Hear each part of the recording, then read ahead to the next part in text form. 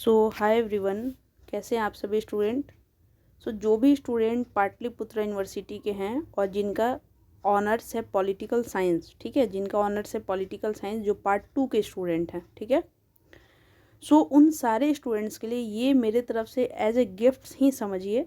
इसलिए हम गिफ्ट कह रहे हैं क्योंकि ये 1000% इम्पॉर्टेंट क्वेश्चन है जो मेरे द्वारा बनाए गए हैं और ये 4 साल से स्टूडेंट को हम देते हैं। स्टूडेंट टॉप करते हैं और इसका बहुत सारे स्टूडेंट इसको पैसे से ही खरीदे हैं, मतलब 19 रुपये में ये PDF मिल जाएगा और इसका नंबर है 6206609855। बहुत सारे स्टूडेंट ले भी चुके हैं, लेकिन ये तो ऐसे वीडियो के फॉर्म में क्यों दे रहे हैं, क्योंकि बहुत सारे स्टूडेंट लिए और बहुत सारे स्टूडेंट को लगता है कि 19 रुपये भी ज़्यादा है, ठीक है। तो जिनको लेना हो PDF, आप इस पे पैसे पेमेंट करके आप ये PDF ले सकते हैं, और नहीं तो फिर आप फ्री ऑफ कॉस्ट देखिए। लेकिन इतना बात याद रखिएगा, ये मेरा दावा है 1000% का कि इसी में से सवाल आएगा। आपसे बस इतना ही रिक्वेस्ट है कि अगर हम ये चीज़ स्टार्ट किए हैं तो आपको क्या करना है कि आपको नोट्स बनाने हैं। नोट्स बनाकर आपको टेलीग्राम का चैनल है मेरा टारगेट मिशन पे, वो हम आपको यहाँ पे लिंक जो है डिस्क्रिप्शन बॉक्स में डाल देंगे। आप अगर जो भी स्टूडेंट चाहते हो कि मतलब कैसा हम आंसर लिख रहे हैं जिसमें हम टॉप कर सकें, तो आप वहाँ पे PDF शेयर कर सकते हैं, मतलब आंसर का, ठीक है, दिखाने के लिए, ठीक है। और दूसरी बात क्या है कि आप लोग का एग्ज़ाम आने वाला है, तो प्लीज़ पढ़ाई करिए अच्छे से। और अगर इस वीडियो पे अगर 50 लाइक और 50 कमेंट भी अगर आता है तो हम पेपर 4 भी ला देंगे ऐसे, ठीक है। No need of any guess paper, nothing, कोई PYQ नहीं, क्योंकि ये PYQ से ही बनाया गया है। और जो मेरे ओल्ड स्टूडेंट हैं जो पार्ट 1 में भी इंपॉर्टेंट क्वेश्चन का फुल मज़ा लिए हैं, आप कमेंट करके अपना रिव्यू ज़रूर बताइएगा। आई नो कि आप लोग अगर ये वीडियो देख रहे होंगे तो आप लोग को खुशी भी हो रहा होगा और थोड़ा दुख भी कि यार हम लोग ले लिए पैसा से। ऐसा कुछ नहीं है, 19 रुपये बहुत ज़्यादा नहीं था। Thank you so much. आइए स्टार्ट करते हैं, ठीक है। तो देखिए, पहला सवाल है silent feature of Indian political system. पहले हम समझा देते हैं एक चीज़। देखिए, पार्ट 2 में आप लोग को पढ़ना है पेपर 3 और पेपर 4, ठीक है। 100 मार्क्स ये भी और 100 मार्क्स ये भी, ठीक है। इसमें 10 MCQ और 4 सब्जेक्टिव, 10 MCQ 4 सब्जेक्टिव। तो इसमें हम लोग पेपर 3 देखेंगे, ठीक है। पैटर्न बता दिए। तो देखिए, पहला है silent feature of Indian political system, यानी कि भारतीय राजनीतिक व्यवस्था की प्रमुख विशेषताओं की विवेचना कीजिए, ठीक है। तो अब आपको यहाँ पे क्या है कि आपको फीचर बताना है इंडियन पॉलिटिकल सिस्टम का, ठीक है। तो आपको यहाँ पे कैसे इसका आंसर दीजिएगा, पहले आप बताइए कि पॉलिटिकल सिस्टम क्या है, इंट्रोडक्शन। फिर आपको वहाँ पे थोड़ा सा किसी का भी कोटेशन डालिए, किसी अच्छे थिंकर का। उसके बाद आपको क्या करना है, तब इसका फीचर बताइए, मतलब एक टॉपिक बनाकर के फीचर बताइए। उसके बाद आपको थोड़ा सा नेचर बताना है, स्कोप बताना है, और लास्ट में कंक्लूजन। तो इसमें फीचर में क्या करना है, फीचर में ऐसे करके इसका फीचर बता सकते हैं। एक पेज इसमें फिल हो जाएगा।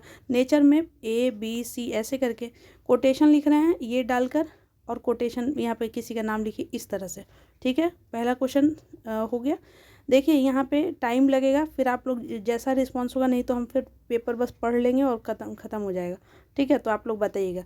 दूसरा है discuss the Gandhian impact on directive principle of state policy, यानी कि नीति निर्देशक प्रावधानों पर गांधीवाद के प्रभाव की विवेचना कीजिए, या directive principle of state policy, ठीक है।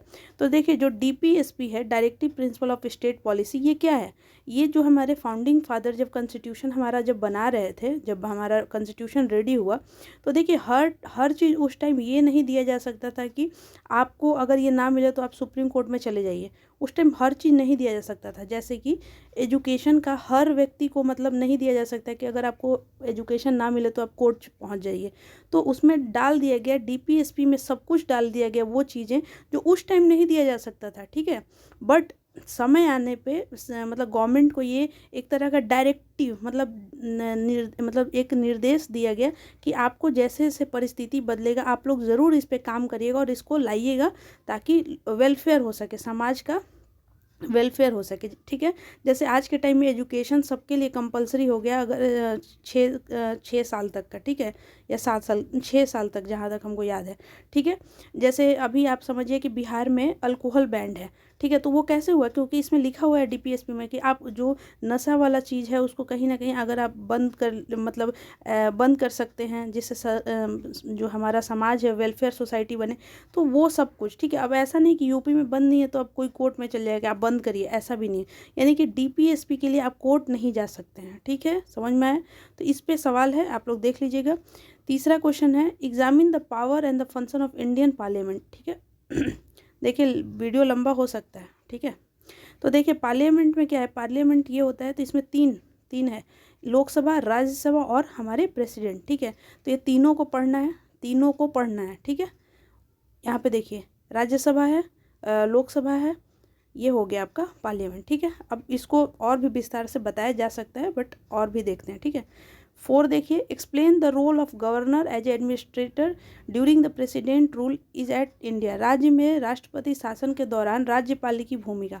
देखिए आपको ही पता है कि जब प्रेसिडेंट रूल रखता है, देखिए एक होता है, 3 तरह का होता है इमरजेंसी, 352, 356 और 360।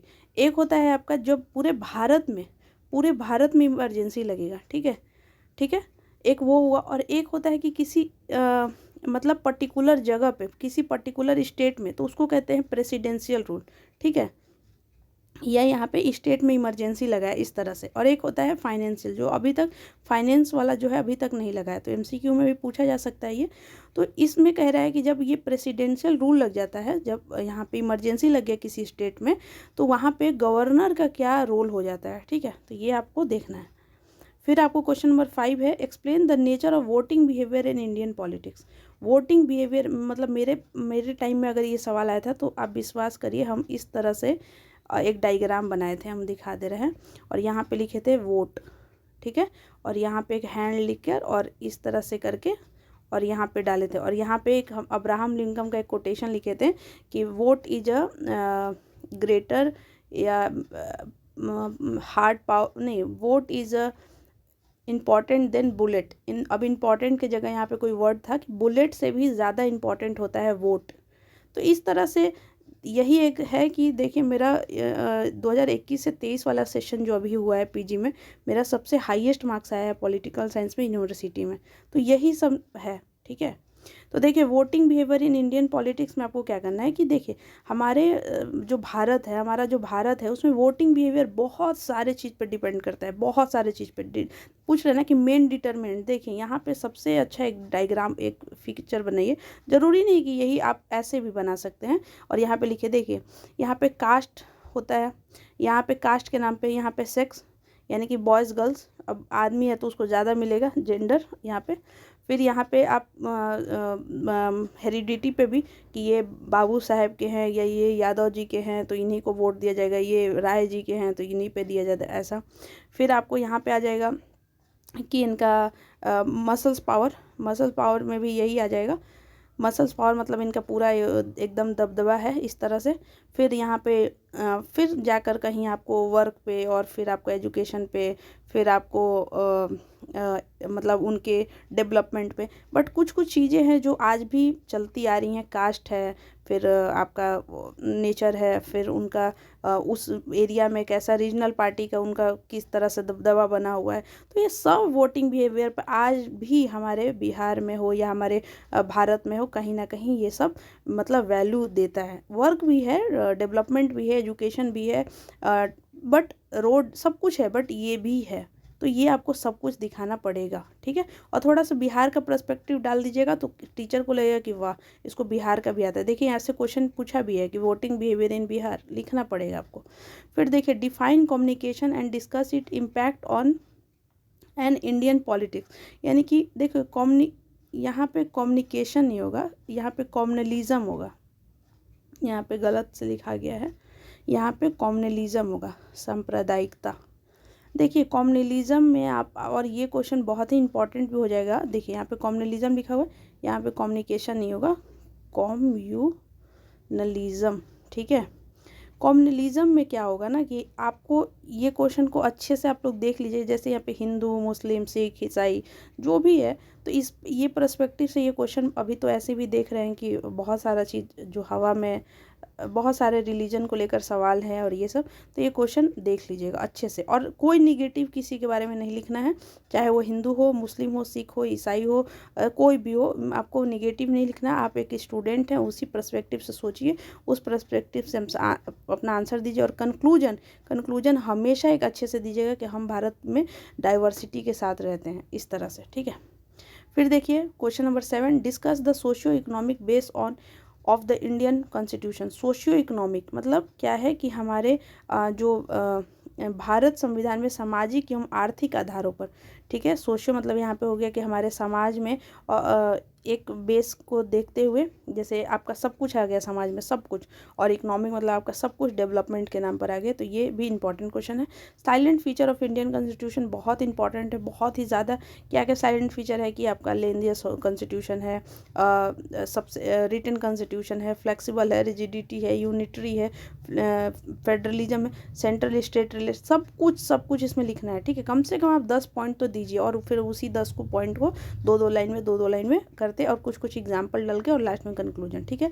और एक बात और हम बता रहे हैं, इन सब का मैक्सिमम का नोट्स अवेलेबल है। तो आप अगर कोई भी स्टूडेंट चाह रहा होगा कि इसका नोट्स मिल जाए, तो आपको 5 रुपये में एक नोट्स मिलेगा, 5 रुपये में एक नोट्स मिलेगा 6206609855 पर आपको नोट्स मिल जाएगा, 5 रुपये में एक। अब ये ज़्यादा नहीं है, प्लीज़ आप लोग ये ज़्यादा मत बोलिएगा प्लीज़। चलिए क्वेश्चन नंबर 8 देखते हैं, डिस्कस द फंक्शन और role of the president in India. बहुत इंपॉर्टेंट है।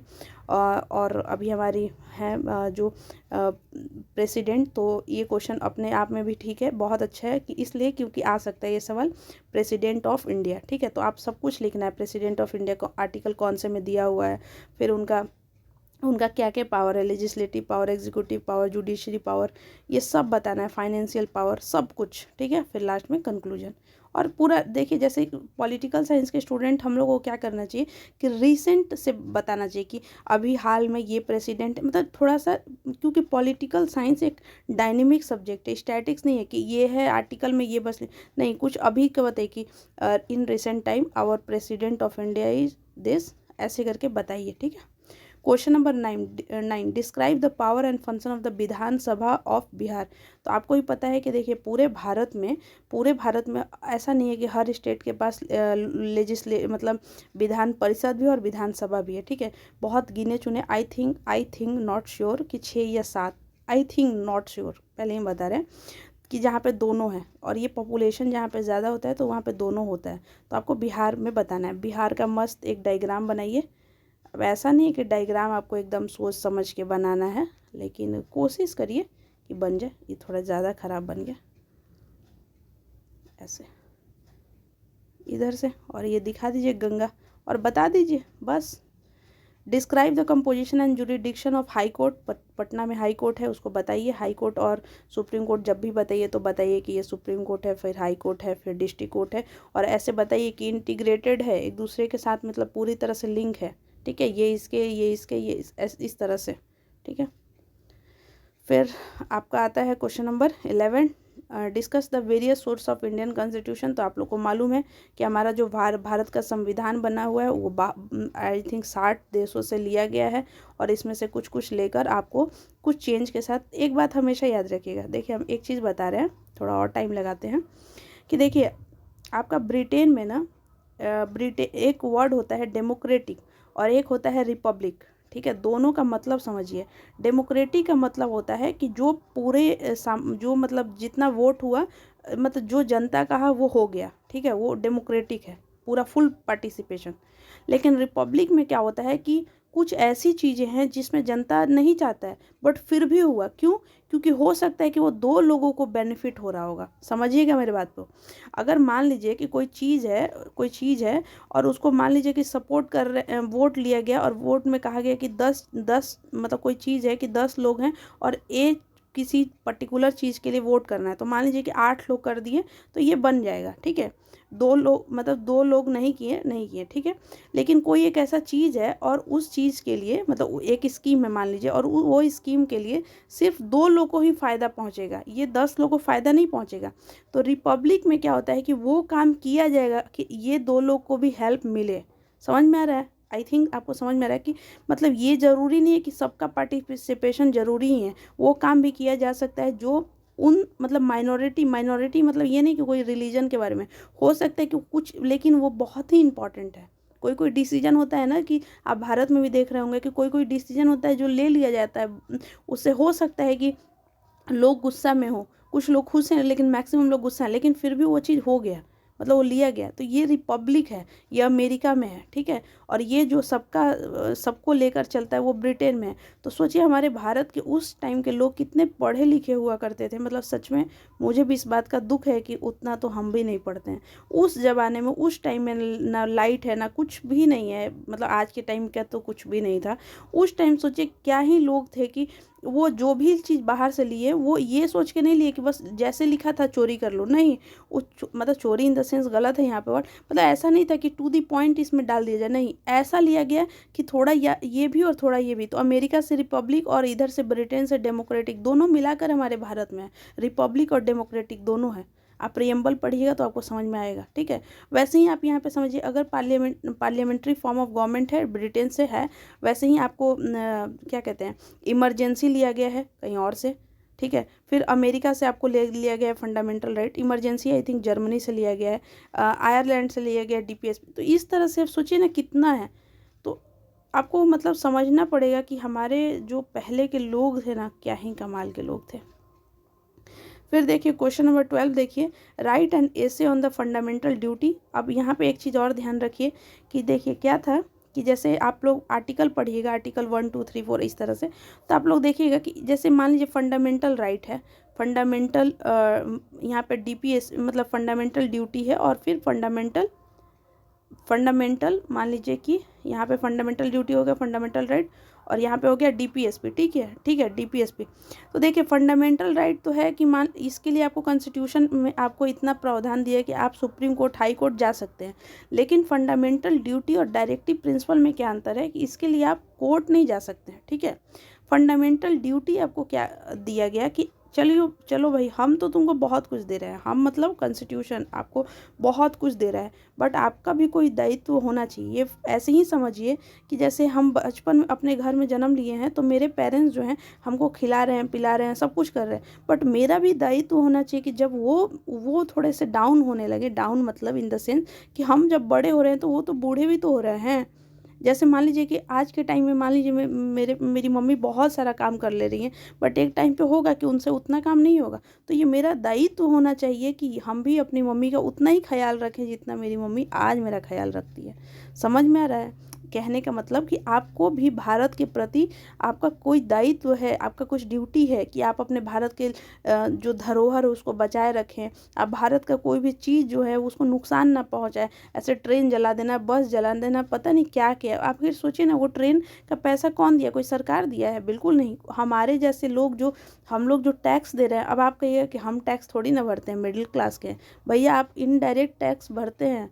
आप बिस्किट लेते हैं ना 5 रुपए का, वो 3 रुपए का बना रहता है, लेकिन वो 2 रुपया जो है वो कहीं ना कहीं आपको कुछ ये मतलब कुछ ना कुछ, जैसे 1 रुपया ही है तो उसमें टैक्स जोड़कर आपसे लिया जा रहा है, तब वो 5 का बिस्किट मिल रहा है, तो आप इनडायरेक्टली टैक्स देते हैं।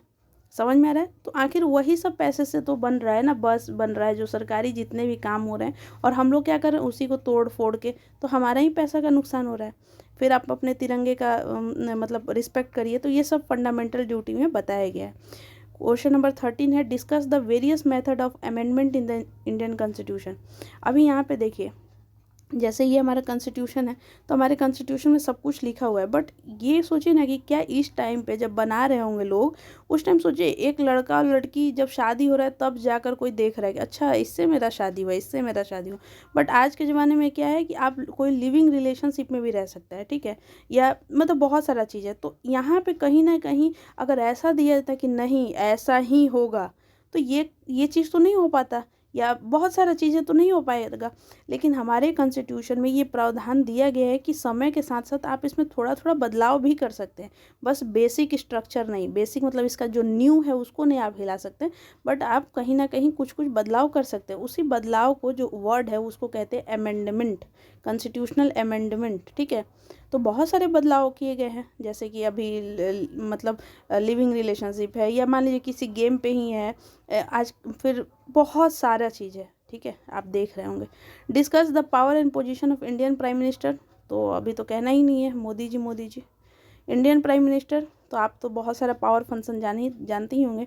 Right short note of following pressure group ruling party communalism, तो ये तो पहले ही पढ़ लिए थे, अगर बहुत ये भी इंपॉर्टेंट है बहुत ज़्यादा, ठीक है। रूलिंग पार्टी यानी कि जो अभी बीजेपी है, और प्रेशर ग्रुप ज़रूरी नहीं है कि कोई पार्टी ही होगा, कोई भी प्रेशर ग्रुप बन सकता है। जैसे मान लीजिए सारे टीचर मिलकर बोलने लगे, हाय है गवर्नमेंट को हाय हाय करने लगे कि हमको पेमेंट चाहिए, या कोई कुछ कहने लगा कि हमको, तो प्रेशर ग्रुप हर व्यक्ति का, हर कोई भी प्रेशर ग्रुप बना सकता है। मान लीजिए सारे जज लोग मिल गए और बोले, मतलब कुछ अपना बात को रखें तो वो भी प्रेशर क्रिएट कर रहे हैं गवर्नमेंट के ऊपर, या सारे टीचर या सारे डॉक्टर या वकील, ऐसा सब कुछ सब प्रेशर ग्रुप में पार्ट बन सकता है, ठीक है। या अपोजिशन भी प्रेशर ग्रुप का पार्ट बन सकता है।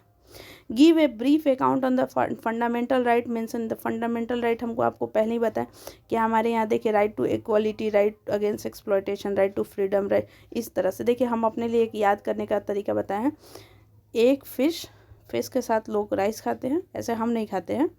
और सिविल इंजीनियर और चाय, सिविल इंजीनियर मेरी बेस्ट फ्रेंड से भी ऊपर है, तो और ये यहाँ पे चाय जो मेरा फेवरेट है। तो यहाँ पे right to equality, right to freedom, right against exploitation, religion and, यहाँ पे रिलीजन एंड, यहाँ पे कॉन्स्टिट्यूशनल राइट हो जाएगा। फिर रिलीजन राइट हो गया, यहाँ पे आपका, यहाँ पे क्या है, रिलीजन का राइट हो गया, यहाँ पे याद नहीं आ रहा है, यहाँ पे कॉन्स्टिट्यूशनल रेमेडी, हाँ यहाँ पे एजुकेशनल, और यहाँ पे ईसी होगा आई थिंक, तो ये देख लीजिएगा एजुकेशनल राइट है, ठीक है। तो इस तरह से आपका फंडामेंटल राइट है, और ये इस तरह से आप नेमोनिक के साथ याद कर सकते हैं, ठीक है। और इसका वो भी याद रखिएगा 5 4 2 4 2 ऐसे करके, कि पहला वाला में राइट टू इक्वलिटी 5 आर्टिकल, फिर ऐसे 4, फिर 2 4 2 ऐसे करके याद कर सकते हैं, ठीक है। अभी फिर यहाँ पे देखिए right an essay on the necessary of local self government. देखिए गांधी जी का नाम था कि आपको यहाँ से यहाँ पावर नहीं देना है, आपको यहाँ से यहाँ तक पावर देना है। कहने का मतलब कि जो इस तरह का ग्राफ बनाइए, ये जो ग्राफ है, अगर देख, ये गांधी जी का ग्राफ नहीं था, गांधी जी का ग्राफ ये था कि सब बराबर है। लेकिन अगर आप ऐसे देखिए तो सबसे ज़्यादा लोग कहाँ हैं, यहाँ पे, फिर उसके बाद यहाँ यहाँ यहाँ, ठीक है। तो ये कहने का मतलब यहाँ पे था कि ऐसे बने, ये लोकल सेल्फ गवर्नमेंट जो पंचायती राज है, फिर ये स्टेट है, फिर ये सेंटर है। तो इस चीज़ को अगर जितना मजबूत किया जाए, न्यू जितना मजबूत रहेगा, वो ऊपर उतना ही अच्छा से जाएगा, यानी कि पावर मेरा यहाँ से यहाँ जाए, ठीक है, ये चीज़ है। तो ये लोकल, मतलब ये अमेंडमेंट करके लाया गया था, 74 कॉन्स्टिट्यूशनल अमेंडमेंट है, आप देख लीजिएगा। Describe the composition and function of the जिला परिषद, ये भी देख लीजिएगा, ये रिसेंट का सवाल था। सो इस तरह से ये क्वेश्चन जो है मेरा रेडी, मतलब बिल्कुल हम आपको समझा दिए, और टाइम लगा 22 मिनट, लेकिन बहुत अच्छे से समझा पाए हैं। आई थिंक आपको अच्छा लगा हो, आपसे इतना ही उम्मीद करते हैं। 50 लाइक और 50 कमेंट आएगा, पेपर 4 भी हम ले आएंगे। So thank you so much, wish you all the best. Please part 1 के जो भी स्टूडेंट थे जो इंपॉर्टेंट क्वेश्चन लिए थे, वो अपना एक्सपीरियंस शेयर करें, और मुझ आपसे इतना ही रिक्वेस्ट है कि आप अपने ग्रुप में शेयर करें कि लोग फ्री में भी पढ़ सके, अगर वो पैसा नहीं देना चाहते हैं, और गेस्ट पेपर से दूर रहे, और 1000% की सवाल इसी से आएगा, ठीक है। So wish you all the best.